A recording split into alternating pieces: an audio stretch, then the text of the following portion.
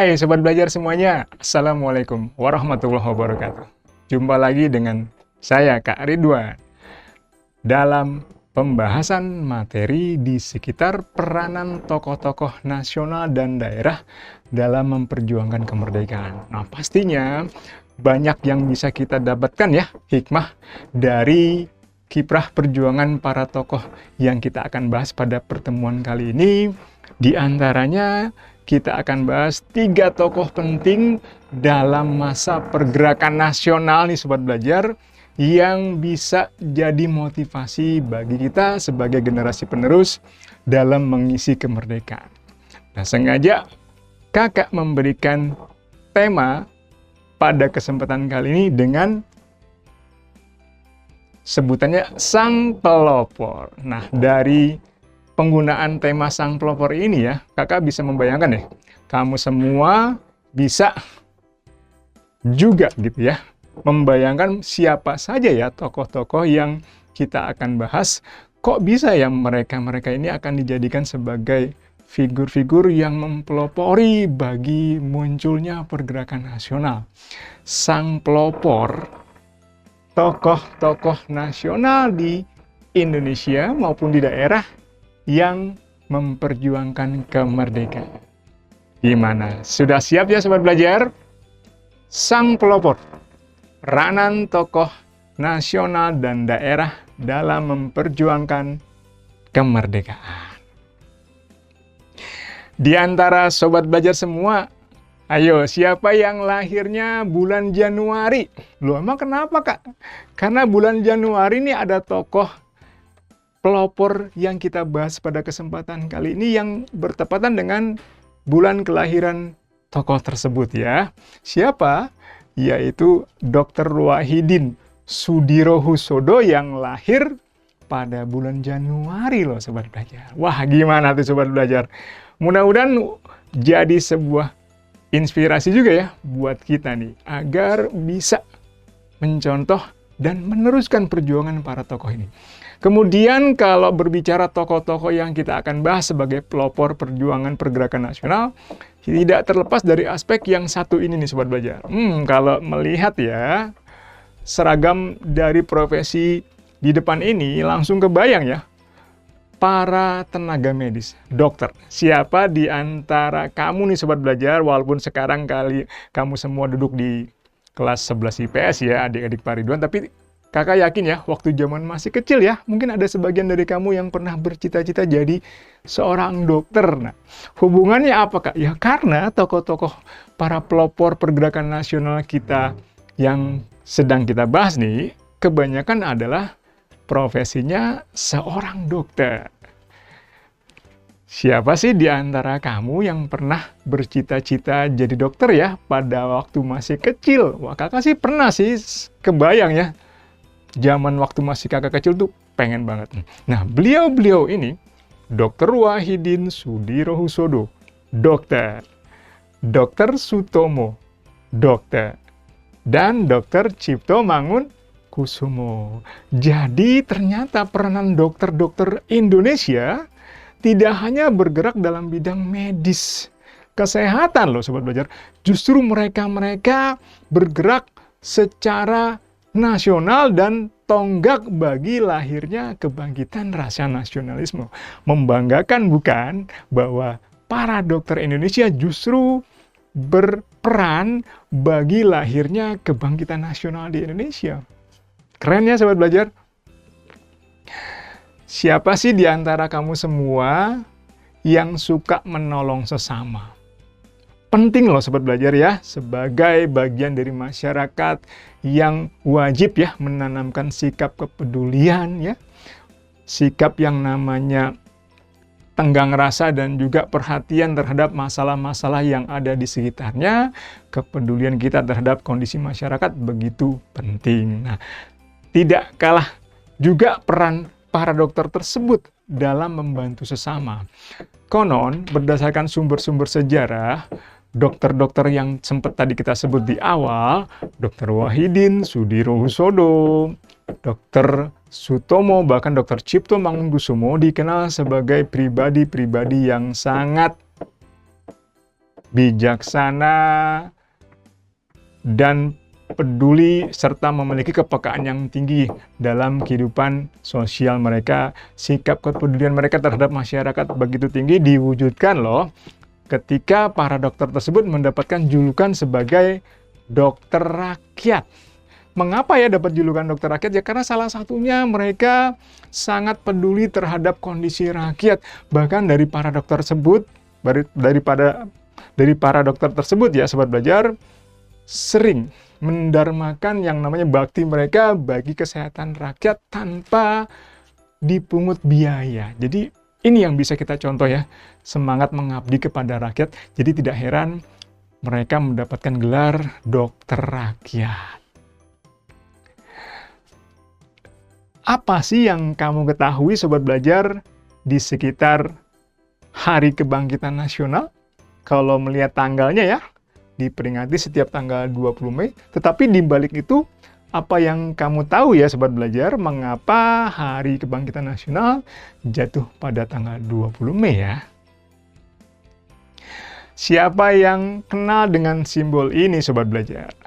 Simbol ini sebenarnya sangat penting bagi momen pergerakan nasional Indonesia. Karena simbol ini merupakan simbol dari organisasi pertama di Indonesia yang membangkitkan yang namanya semangat nasionalisme.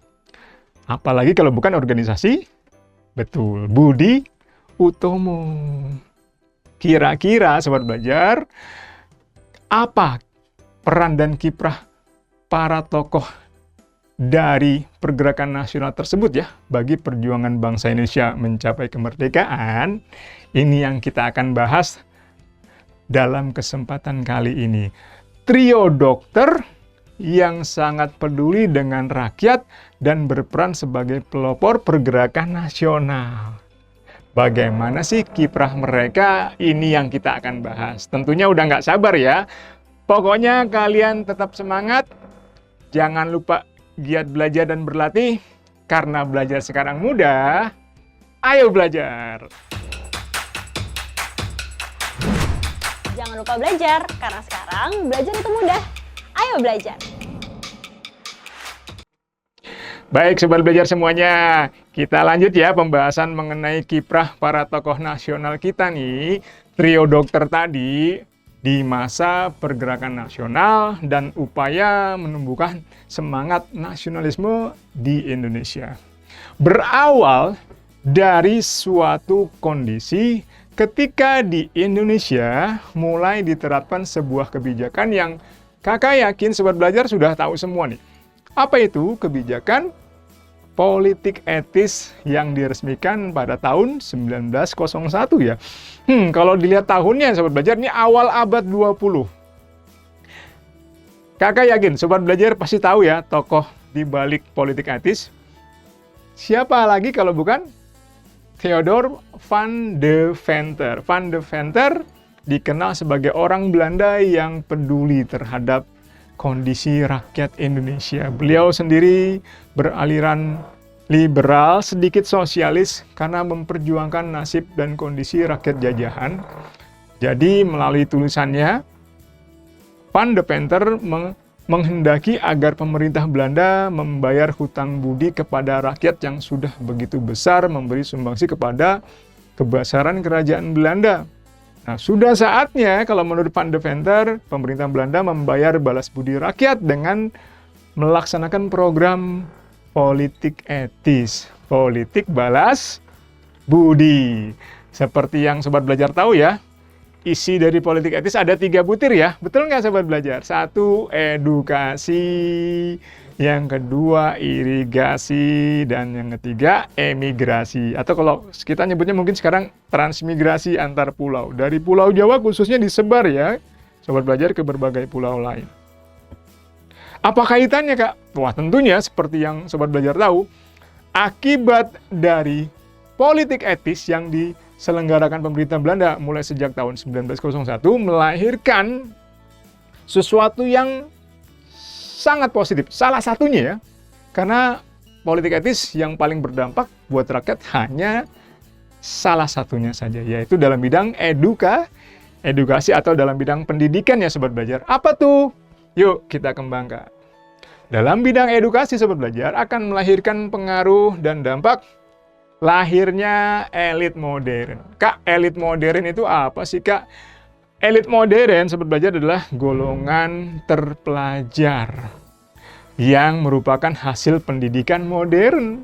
Misalkan kakak nih, akibat dari politik etis kakak jadi bisa bersekolah tinggi Sobat Belajar. Misalkan kakak jadi lulusan S1, misalkan kakak lulusan S1 dari jurusan kedokteran, dan kebetulan kakak menjadi pelopor pergerakan nasional. Kakak disebutnya berarti golongan elit modern ya Sobat Belajar. Gitu. Nah, apa hubungannya Kak dengan zaman pergerakan? Nah, kelak Sobat Belajar, para elit modern ini yang merupakan golongan terpelajar, golongan cerdik pandai, yang akan merintis dan mempelopori. Merintis dan mempelopori apa sih Kak? Wah, ini dia nih Sobat Belajar. Bangkitnya rasa nasionalisme.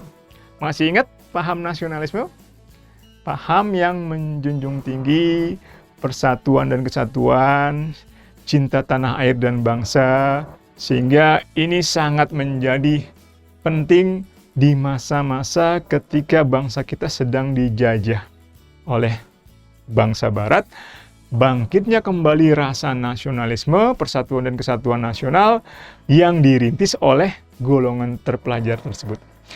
Yang salah satunya diwujudkan melalui perjuangan dalam bidang politik. Perjuangan dalam bidang politik ini Sobat Belajar wujudnya adalah dengan menggunakan organisasi modern. Organisasi modern ini kelak akan melahirkan pola-pola perjuangan yang kita sebut pola perjuangan politik. Jadi ada hal yang baru ya Sobat Belajar yang dirintis oleh golongan terpelajar, dan salah satunya adalah dimulainya pola perjuangan secara politik menggunakan organisasi modern yang tokoh-tokohnya sangat berkaitan dengan bahasan kita kali ini, yaitu trio dokter tadi. Dr. Wahidin Sudirohusodo, Dr. Sutomo, dan Dr. Cipto Mangunkusumo. Kelak, beliau-beliau tersebut akan menjadi pelopor kebangkitan nasional di Indonesia. Itulah mengapa setiap tanggal 20 Mei setiap tahun diperingati sebagai momen Hari Kebangkitan Nasional. Sobat Belajar, diambil dari hari kelahiran, betul, organisasi Budi Utomo. Berbicara mengenai Budi Utomo, berawal dari sebuah gagasan ya Sobat Belajar. Betul ya? Ide atau gagasan yang pertama kali muncul dari tokoh kita, Dr. Wahidin Sudirohusodo. Ingat ya Sobat Belajar, ide gagasannya dirintis pertama kali oleh Dr. Wahidin Sudirohusodo. Jadi inilah yang membedakan antara peran Dr. Wahidin dengan tokoh satunya lagi. Yuk kita kembangkan. Siapa tuh Kak tokoh satunya lagi? Nanti kita sebut ya. Tapi untuk sementara kalian atau kamu jadi bisa mengingat bahwa penggagas dari ide pendirian Budi Utomo dimulai ketika Dr. Wahidin Sudirohusodo punya gagasan tentang pentingnya meningkatkan yang namanya pendidikan rakyat di masa itu guna memperjuangkan perbaikan masyarakat Indonesia secara umum melalui yang namanya bidang pendidikan. Ide-ide dari Wahidin Sudirohusodo suatu ketika disampaikan kepada tokoh yang beliau temui di Jakarta, di salah satu perguruan tinggi yang ada di Jakarta, yaitu Sekolah Dokter Jawa. Kita nyebutnya Stovia, betul nggak? Sekolah Dokter Jawa, sekolah kedokteran yang dibentuk Belanda, di mana Dr. Wahidin akan bertemu kelak dengan Dr. Sutomo ya, yang kelak menjadi dokter. Dan pada waktu itu ide-ide dari Dr. Wahidin disampaikan kepada Dr. Sutomo, dan inspirasi tersebut akan diwujudkan secara konkret oleh Dr. Sutomo melalui pendirian organisasi Budi Utomo. Kesimpulannya, inilah yang membedakan peran Dr. Wahidin dengan Dr. Sutomo ya, Sobat Belajar. Dr. Wahidin sebagai penggagas perintis ide-ide pertamanya, dan kelak akan direalisasikan dalam pendirian Budi Utomo oleh Dr. Sutomo. Tidak boleh ketukar ya sobat belajar. Selebihnya, Budi Utomo akan menjadi organisasi modern pertama di Indonesia sobat belajar yang membuka jalan bagi tonggak dimulainya kebangkitan nasional. Sobat belajar, berbicara mengenai trio dokter tadi ya, 3 tokoh pergerakan nasional ini, Dr. Wahidin Sudirohusodo, Dr. Sutomo, dan Dr. Cipto Mangunkusumo memiliki beberapa kesamaan ya. Persamaan yang pertama adalah sama-sama berprofesi sebagai dokter, betul nggak? Bahkan beberapa di antara mereka sama-sama pernah berkiprah dalam upaya menghadapi wabah penyakit malaria atau pes yang pernah berkembang di wilayah Jawa atas tugas yang diberikan oleh pemerintah Belanda di tahun 1911. Beberapa dokter di antara 3 orang ini pernah berkiprah dalam menghentikan penyebaran wabah penyakit malaria atau pes di Pulau Jawa. Berbekal dari pengetahuan bidang kedokteran yang sudah teruji ya, ketika sudah berhasil menghadapi berkembangnya wabah pes atau malaria tersebut, jadi kiprah para dokter tersebut semakin luas, bahkan hingga terjun ke dalam bidang perjuangan yang namanya nasionalisme, sobat belajar. Kesamaan di antara ketiganya pertama ya, sama-sama berprofesi sebagai seorang dokter, dan kemudian selebihnya ada darah dari suku Jawa yang dimiliki oleh ketiganya. Nah, ketika berkiprah di Budi Utomo, bisa kita jadikan mereka sebagai figur-figur yang menjadi pelopor pergerakan nasional. Kenapa Kak? Karena dengan adanya Budi Utomo yang mana 3 tokoh tersebut berkiprah di dalamnya, akan menjadi tonggak pertama kali lahirnya semangat persatuan dan kesatuan nasional, nasionalisme. Kita akan bahas bagian pertama ya sobat belajar di sekitar Dr. Wahidin Sudirohusodo. Dr. Wahidin Sudirohusodo sendiri nih sobat belajar, seperti yang kita bilang tadi, sebagai penggagas ide tentang pentingnya pendidikan bagi rakyat menengah ke bawah, khususnya rakyat kecil ya sobat belajar. Ide beliau mengenai dibentuknya sebuah organisasi yang bisa menggalang dana bagi para pelajar yang tidak mampu. Banyak loh para pelajar yang dilihat oleh Dr. Wahidin Sudirohusodo yang tidak mampu bersekolah. Itu baru beliau sadari ketika beliau melakukan safari ya, kampanye keliling Pulau Jawa. Dan didapati oleh beliau bahwa banyak rakyat dari Pulau Jawa yang tidak mampu bersekolah akibat tidak mampu membiayai pendidikan. Sehingga beliau punya ide untuk membentuk sebuah yayasan organisasi agar bisa menggalang dana belajar dan bisa memberikan beasiswa bagi para pelajar tersebut, sobat belajar. Kelak, gagasan tersebut menjadi salah satu cara bagi bangsa Indonesia dalam upaya memperbaiki kesejahteraan rakyat jajahan di masa itu. Dr. Wahidin juga, sobat belajar, dapat julukan sebagai dokter rakyat, dokter yang dicintai rakyat, dokter yang mengabdi kepada rakyat, dokter yang memiliki hati yang sangat dekat dengan rakyat karena sumbangsih dan pengabdiannya yang begitu besar kepada rakyat. Sobat belajar, mudah-mudahan sikap dan perilaku beliau serta tindakan beliau menjadi contoh bagi kita ya, untuk juga mengembangkan yang namanya sikap kepedulian dan mendahulukan kepentingan masyarakat luas. Tanpa pamrih tentunya sobat belajar. Kemudian tokoh berikutnya adalah Dr. Sutomo, bernama asli Subroto. Jadi beliau ini bernama asli Subroto ya sobat belajar. Dr. Sutomo pada tahun 1903 beliau masuk ke sekolah dokter Jawa di Jakarta, di Stovia.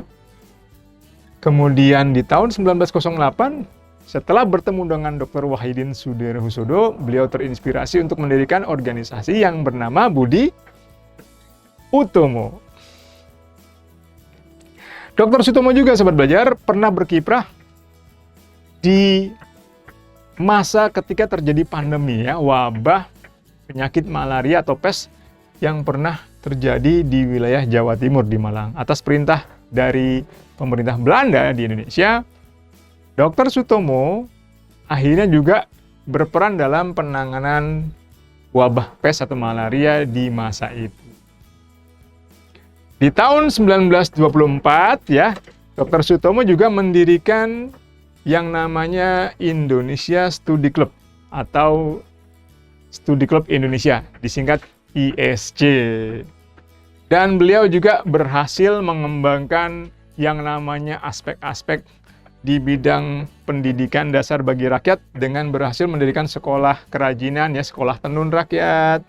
Dan juga dalam bidang perekonomian berhasil mewujudkan dibentuknya yang namanya Koperasi Perkreditan Rakyat yang diharapkan membantu perekonomian rakyat di masa itu.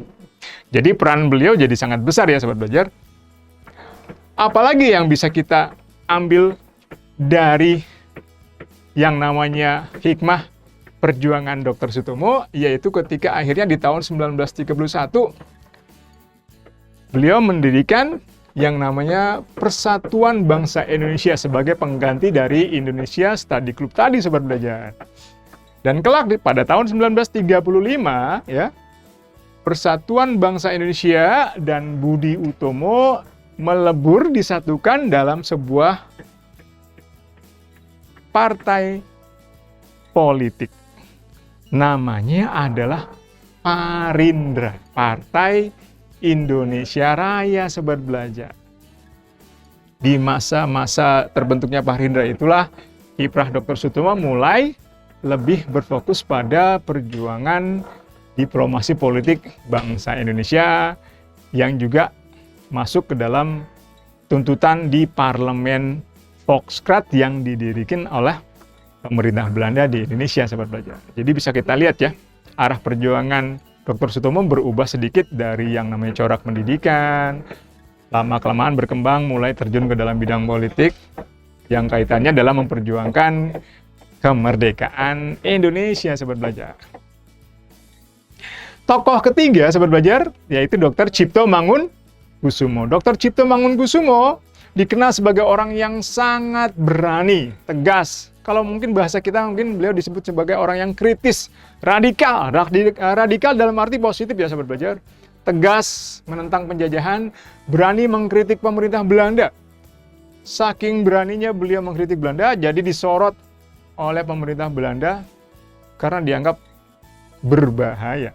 Nah, tulisan kritikan-kritikan beliau ini banyak diterbitkan dalam harian surat kabar milik Belanda, De Lokomotief. Nah, melalui tulisan-tulisannya itulah di surat kabar De Lokomotief, ide-ide nasionalisme Dr. Cipto Mangunkusumo yang cenderung radikal dan kritis banyak dituangkan. Mengenai kiprah Dr. Cipto Mangunkusumo sendiri tidak bisa dilepaskan dengan keterlibatan beliau dalam organisasi Budi Utomo. Jadi intinya Dr. Cipto Mangunkusumo juga pernah bergabung ke dalam Budi Utomo ya Sobat Belajar, dan bergabung dengan dua tokoh sebelumnya, Dr. Wahidin Sudirohusodo dan Dr. Sutomo.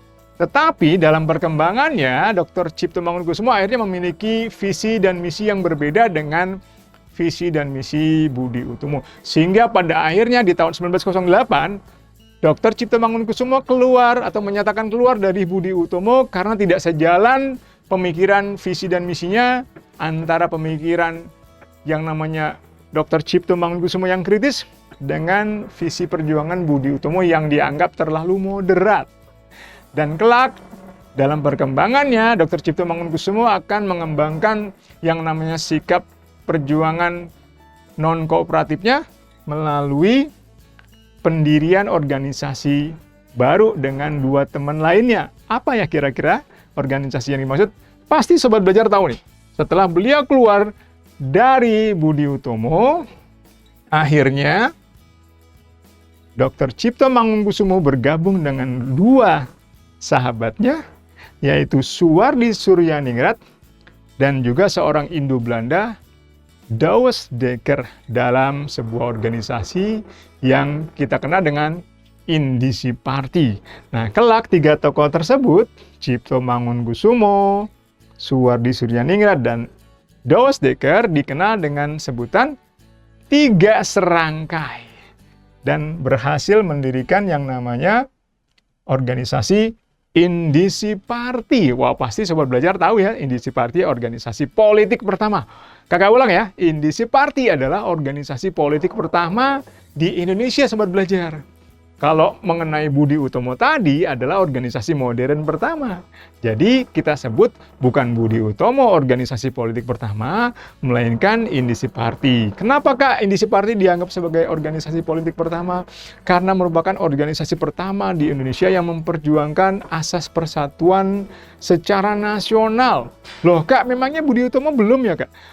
Keterbatasan yang namanya corak perjuangan Budi Utomo dan perekrutan anggotanya yang masih sangat terbatas. Dari mulai perjuangannya hanya di sekitar bidang sosial budaya, khususnya pendidikan ya, dan budaya Jawa, serta terbatasnya keanggotaan Budi Utomo hanya kepada para priai Jawa dan Madura. Inilah yang mendorong Cipto Mangunkusumo dan juga Ki Hajar Dewantara, bahkan juga tokoh lain seperti Kiai Haji Ahmad Dahlan, akhirnya memutuskan keluar dari Budi Utomo dan lebih memilih cara-cara yang lebih radikal, bahkan berhasil mendirikan organisasi politik pertama, membicarakan dan memperjuangkan bidang politik nih sobat belajar. Inti dari bahasan kita yang bisa kita ambil hikmahnya dari semangat perjuangan para tokoh pelopor ini, Dr. Wahidin Sudirohusodo, Dr. Sutomo, dan Dr. Cipto Mangunkusumo adalah nih sobat belajar, hikmah yang bisa kita peroleh ya adalah pertama, nilai-nilai dedikasi yang begitu tinggi. Yang kedua, kepedulian terhadap sesama yang bisa kita contoh. Dan yang ketiga, inspirasi bagi kita dalam memperjuangkan kebangkitan nasional. Sampai sini mudah-mudahan membuat kalian jadi tambah semangat. Pembahasan yang namanya latihan soal, kakak rasa bisa kamu juga kembangkan melalui yang namanya latihan-latihan soal di sekitar bahasan para tokoh nasional tersebut ya. Cukup sekian pada kesempatan kali ini ya sobat belajar. Semoga bisa memberikan inspirasi bagi kamu semua untuk lebih dalam mempelajari peran tokoh-tokoh para pejuang pelopor pergerakan nasional Indonesia, yaitu yang kebetulan dirintis oleh para dokter. Jangan lupa giat belajar, karena sekarang belajar mudah. Ayo belajar! Jangan lupa belajar, karena sekarang belajar itu mudah. Ayo belajar!